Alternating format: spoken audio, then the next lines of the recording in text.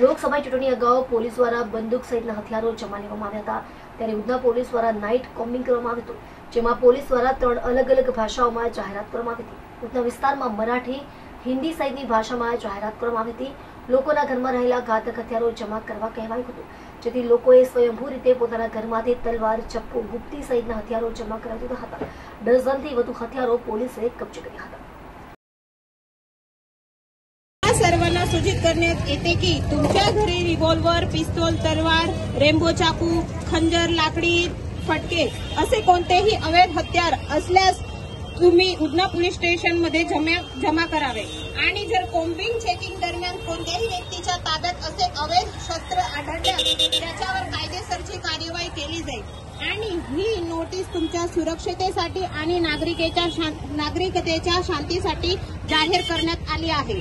आणि तुम्हाला असल्या प्रकारची शस्त्रे कोणाच्या हातात आणि कोणाजवळ दिसले तर उधना पोलीस स्टेशनचा संपर्क साधावा। उधना पोलीस स्टेशनचा संपर्क नंबर आहे 0261 2277 155 या क्रमांकावर फोन करून माहिती द्यावी।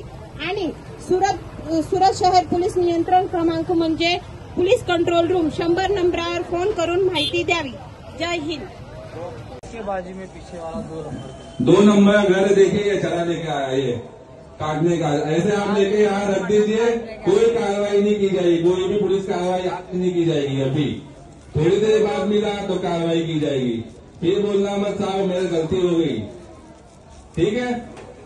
को सूचित किया जाता है कि यदि आपके घर में कोई अवैध हथियार जैसे कि रिवॉल्वर, पिस्तौल, तलवार, रेम्बो चाकू, खंजर, लकड़ी का डंडा रखा गया हो तो ऐसे अवैध हथियार आपकी इच्छा से पुलिस थाने में जमा करने की सूचना दिया जाता है। यदि कॉम्बिंग चेकिंग के दौरान किसी के पास ऐसे कोई अवैध हथियार बरामद होते हैं तो उनके खिलाफ कानूनी कार्रवाई की जाएगी। यह नोटिस आपकी सुरक्षा और शांति बनाए रखने के लिए जनहित में जारी किया गया है।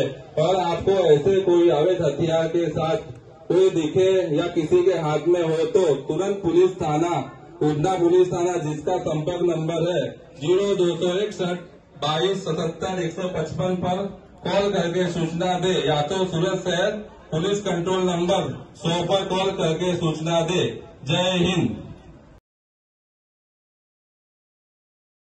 केवल जिनके घर अगर ये हथियार मिले और बाद में अगर उनके घर में मिल गए तो फिर उनको भी लेकर जाना पड़ेगा। जिनके घर अगर हथियार है तो लाकर रख जाएंगे, वही कह रहे सारे साहब मिलकर।